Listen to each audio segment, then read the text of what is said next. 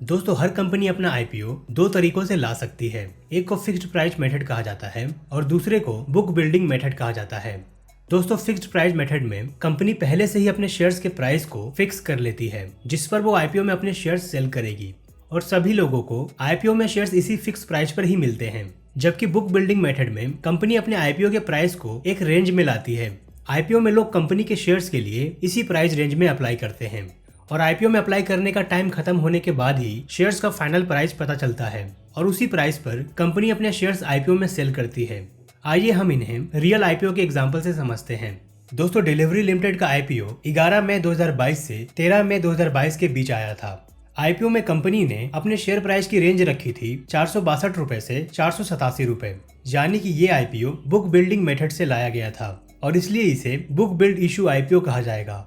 लोगों ने आईपीओ में कंपनी के शेयर्स के लिए 462 रुपए से 487 रुपए के रेंज में अप्लाई किया और आईपीओ के अप्लाई पीरियड के एंड होने के बाद आईपीओ का फाइनल प्राइस 487 रुपए डिसाइड हुआ, यानी कि डिलीवरी लिमिटेड के आईपीओ में लोगों को शेयर्स 487 रुपए के प्राइस पर मिले।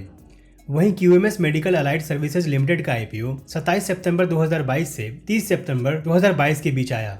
आईपीओ में कंपनी ने अपने शेयर्स को 121 रुपए के प्राइस पर सेल किया, यानी कि ये आईपीओ फिक्स्ड प्राइस मेथड से लाया गया था और इसलिए इसे फिक्स्ड प्राइस इशू आईपीओ कहा जाएगा। लोगों ने आईपीओ के अप्लाई पीरियड में 121 रुपए के फिक्स प्राइस पर ही शेयर्स के लिए अप्लाई किया और उन्हें शेयर्स भी 121 रुपए पर शेयर के प्राइस पर ही मिले। दोस्तों स्टॉक मार्केट में हर तरह के इन्वेस्टर्स होते हैं। कुछ लोग स्टॉक्स में स्मॉल अमाउंट ही इन्वेस्ट कर सकते हैं तो बड़े बड़े इन्वेस्टर्स करोड़ों रुपए इन्वेस्ट कर सकते हैं। ऐसे में आईपीओ सभी तरह के छोटे बड़े इन्वेस्टर्स को मिल सके इसके लिए एक रिजर्वेशन सिस्टम बनाया गया है। फिक्स्ड प्राइस मेथड से आने वाले आईपीओज में 50% शेयर्स रिटेल इन्वेस्टर्स के लिए रिजर्व होते हैं। रिटेल इन्वेस्टर्स का मतलब होता है आम इन्वेस्टर्स जो आईपीओ में 2 लाख रुपए से कम के शेयर्स के लिए अप्लाई करते हैं और बाकी का 50% आईपीओ उन सभी बड़े इन्वेस्टर के लिए होता है जो आईपीओ में मिनिमम 2 लाख या उससे ज्यादा के शेयर्स के लिए अप्लाई करते हैं। वहीं बुक बिल्डिंग मेथड से आने वाले आईपीओज में 35% शेयर्स रिटेल यानी आम इन्वेस्टर के लिए रिजर्व होते हैं जो आईपीओ में 2 लाख रुपए से कम के शेयर्स के लिए अप्लाई करते हैं। फिर 15% शेयर्स एनआईआई या नॉन इंस्टीट्यूशनल इन्वेस्टर के लिए रिजर्व होता है। इन्हें हाई नेटवर्थ इंडिविजुअल या एचएनआई भी कहा जाता है। ये लोग बहुत रिच इन्वेस्टर्स होते हैं जो आईपीओ में मिनिमम 2 लाख या उससे ज्यादा अमाउंट के शेयर्स के लिए अप्लाई करते हैं और बाकी के 50% शेयर्स क्यूआईबी यानी क्वालिफाइड इंस्टीट्यूशनल इन्वेस्टर के लिए रिजर्व होते हैं। क्यूआईबीज में मेनली बैंक्स, म्यूचुअल फंड्स और इन्वेस्टमेंट करने वाली कंपनियां आती हैं।